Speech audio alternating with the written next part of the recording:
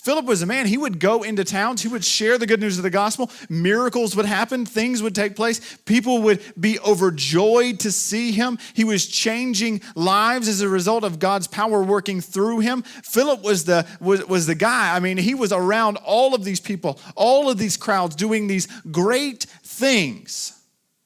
And yet he didn't let his pride get in the way. When God spoke and said, hey, you need to go to a desert place. You need to go to this desert place. He didn't do what many of us would say, and he didn't say, but God, everything's going so well here. Everything's so nice. It's so comfortable. I'm so warm. People, I'm getting to know them, and we're making progress here, and I'm discipling them, and I'm sharing these things with them, and it seems like we're making the necessary steps to move forward. Things are really clicking along, God, and God goes, no. I need you to go. I need you to go to the desert place.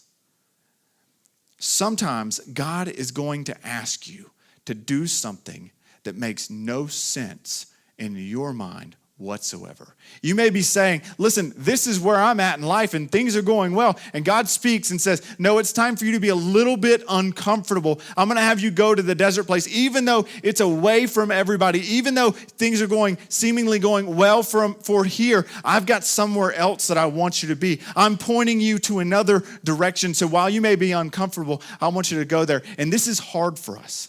Back in 2010, my wife and I, we had a photography business, and we had just gone into the black in a business that was less than 3 years old. We had turned a profit, and we were charging $2,000 just to do a wedding, and that's not including portrait sessions and all that other stuff and products. We were just charging for our time $2,000 to do a wedding. And God said, shut it down. And we said, what? But God, we're just getting ahead here. No, I want you to shut it down. I've got something else for you. Not too long after that, we began praying about the possibility of serving in a ministry position in our local church. And so we said, okay, God, is this where you want us to go? This is what we'll do. And he says, now I want you to sell your house. Wait a second. I'm not going. There's nowhere for me to go. There's nothing on the horizon. There's no prospects. There was nothing for me to do. And you want us to do what? You want us to sell our house?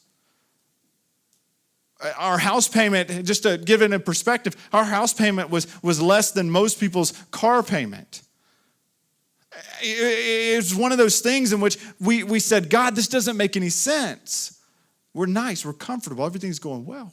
No, this is what I want you to do. And so we put it on the market. And everybody that knew us, our family, our friends, they said, what are you doing? And we said, we don't know. God told us to sell our house. You're crazy. You've lost your mind. Well, yes, apparently we have. You know, we sold our house, and 6 months later, we moved to Tennessee. See, God had a plan. God had something that he wanted to accomplish. God, I don't know what you're doing or why you're doing it. I don't really understand why you're having me go to this desert place. But you know what? You need to do it. Because God's got a bigger plan than you can imagine. Because while you don't understand it, God's got an intersection planned for your life. To where he knows where you're at now. He knows something else that's coming down the line, and he's bringing those two things together in his perfect timing. And so in your being obedient to him, at that exact moment, you'll find yourself where he wants you to be. And while you may not understand on the journey, you have to understand that God's got a bigger picture and a bigger map in which he is working with than you and I do.